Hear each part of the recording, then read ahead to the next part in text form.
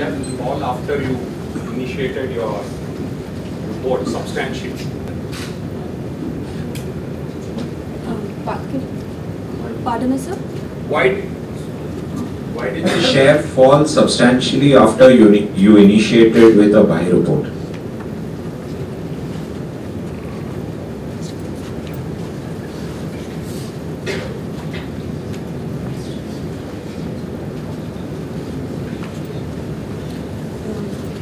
So basically, after we initiated the report, there were some differences in the expectations from the market. So the last quarter could not do that well because again the festive season fell into the next quarter. Usually it falls into the third quarter, but it fell into the next quarter. So the expectations from that quarter went pretty less. On the front, the overall economic scenario that we saw had not picked up that well.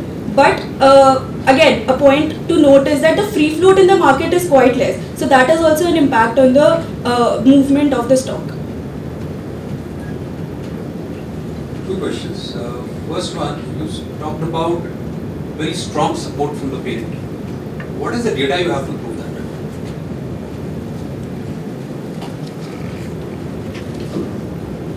So basically, in terms of the support from the parent, we see that WIL has extended full R&D and technological support to the Whirlpool Corp has extended full R&D and technological support to WIL. WIL in India spends pretty less on its R&D front. Again, from its other global locations, it gets complete traded goods from its technological goods from the parent. That is the kind of support that they have got. In lieu of that, WIL pays them a royalty fee which is around 1.2 to 1.3% of their total revenues.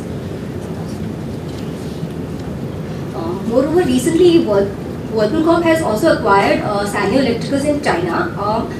From there, Whirlpool of India Limited can leverage the imports from that particular company. So that way also WIL has various synergies, and that's how Whirlpool Corp helps WIL, and that's the support that it extends. So to add to it, basically it's one of the key reasons that the commodity imports are less. For example, I just show that only 30% part of that is commodity imported.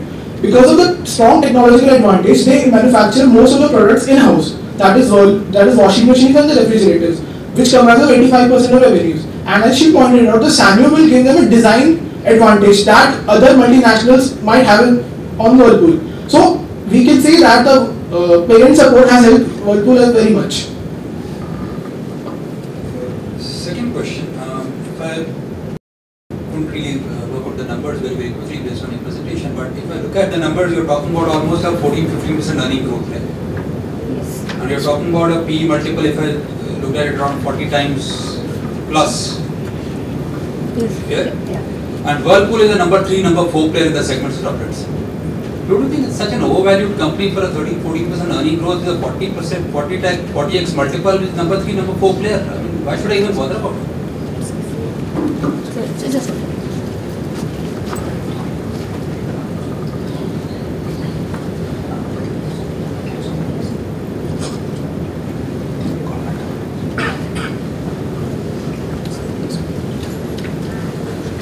So basically, when we did the comparable analysis, we first of all looked at the Indian peer set, because in terms of it coming at number 3 or number 4, LG and Samsung are the key players in the market, but they are not listed in the Indian space. So when we looked at the peer set, we took white goods players operating in the country.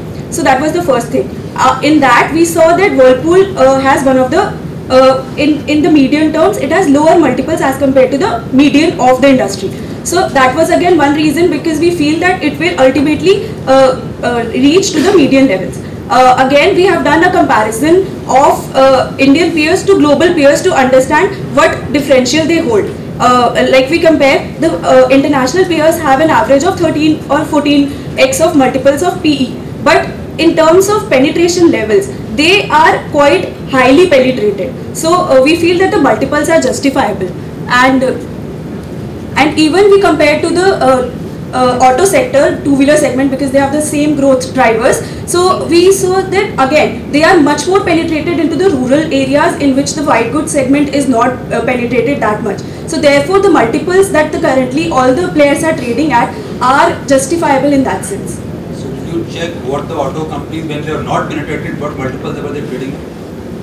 Yes sir, we checked that around 20 years back they were catering only to the urban sector and not going into the rural markets. So at that time the multiples were around 25 to 30x. But then at that time the capital markets were not that developed. So we feel that currently, because there is so much in the capital markets and that supports the growth, the multiples could be high. How's been the market share of Whirlpool over the years in different product categories? And what inference do we draw from that?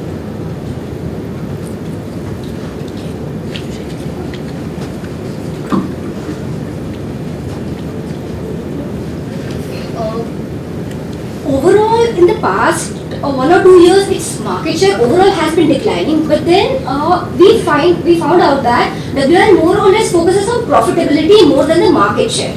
So even in the downturns when the peers were posting losses, WL was the one posing profits and good amount of profits. Moreover, this year it has also ventured into new segments like inbuilt kitchen appliances and water purifiers, which are slated to grow at a higher pace than washing machines and air conditioners. And even the management is very optimistic about those segments. Also now, when we talk to management, we also got to know that management is now currently focusing on penetration of these segments as well. So now it won't be just profitability, it will be penetration as well. How do you rate them on pricing power? Well sir, WL has a very strong technological support from parents, and it has always posed itself as a technological leader. And even through our dealer visits, we want to know that even the customers and dealers perceive it as a technological leader.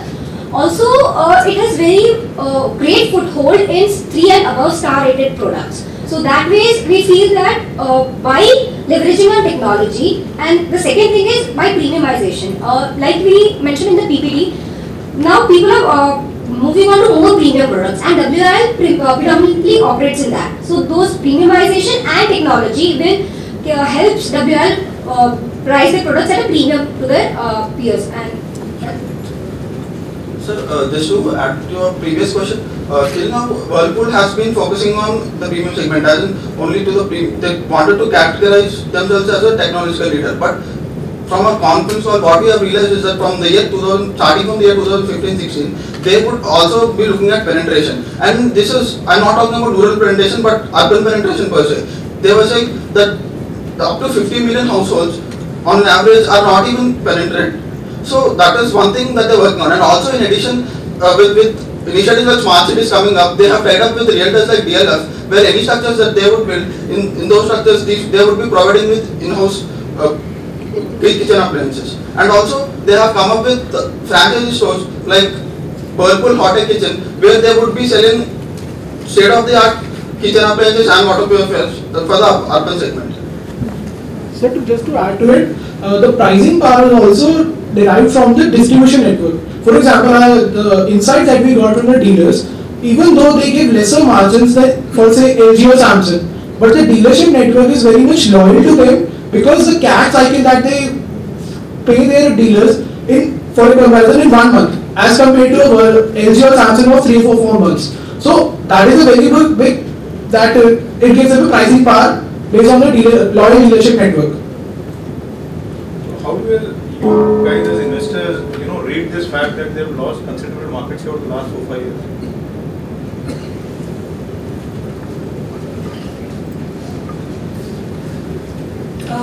Sir, although we do feel that the market share has been declining, which could be a negative sign, but then again in our model, we have built in that assumption. We have kept the market share constant going forward in our model, so that because we are not being too optimistic about the market share front. But then in the new segments where other players are not currently into, like the inbuilt kitchen appliance segment, the other home appliance segment, basically Whirlpool is the first company to foray into all that compared to the other players in the market. So in that way, its market share is going to increase in those segments, which will help it retain the current market share for Whirlpool. And basically, those segments are the high growth segments for Whirlpool, which will grow at a CAGR. Stop. Thank you.